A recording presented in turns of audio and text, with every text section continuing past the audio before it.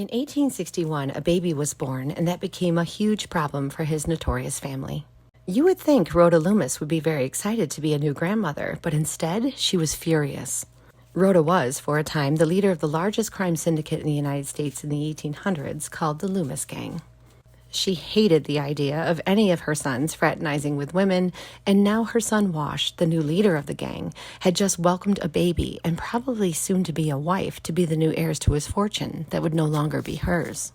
If Wash had to pick a favorite sibling of the 9 he had, he would have picked his brother Grove. So naturally, when he and Hannah had what would be their only child, they named him Grove Jr. after his uncle. One day while Wash was away, Hannah was in the kitchen making a meal and another gang member came in. Hannah had lived in the house for a while at this point, much to the displeasure of Rhoda, who always treated her as a servant, and Hannah knew this particular gang member had more allegiance to her future mother-in-law than to her boyfriend Wash. The man, not saying much, started cleaning his loaded gun, and it accidentally went off, hitting Hannah, who died a few days later from blood poisoning. The gang member immediately took off and enlisted in the Union Army before Wash could return, but later told a friend that Wash's brothers had paid him $50 to arrange Hannah's accident. Wash immediately blamed his mother Rhoda for Hannah's death, and she, of course, said she had nothing to do with it, but Wash didn't believe her. And if this side of his family would so easily have his future wife killed, he knew his son was also in great danger. Wash immediately whisked baby Grove off to a couple he could trust, the Gordons, living in North Brookfield, and asked them to raise his son. They agreed, and it seemed little Grove would be safe for a time. On Halloween night, 1865, the Loomis Gang homestead was attacked by an angry mob.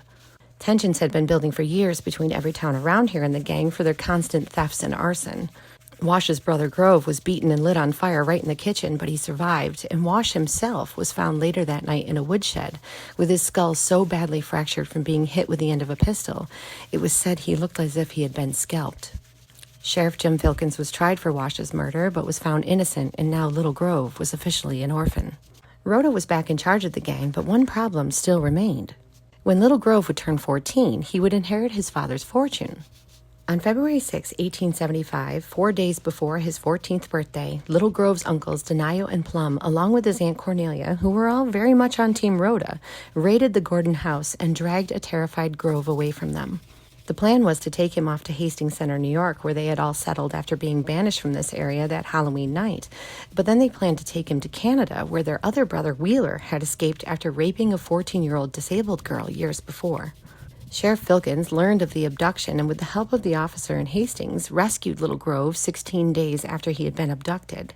When asked why he thought they would have taken him, Grove said, "Aunt Cornelia and Grandma Loomis thought that I did not have good enough clothes to wear as befitted a Loomis, so they took me away from the Gordons."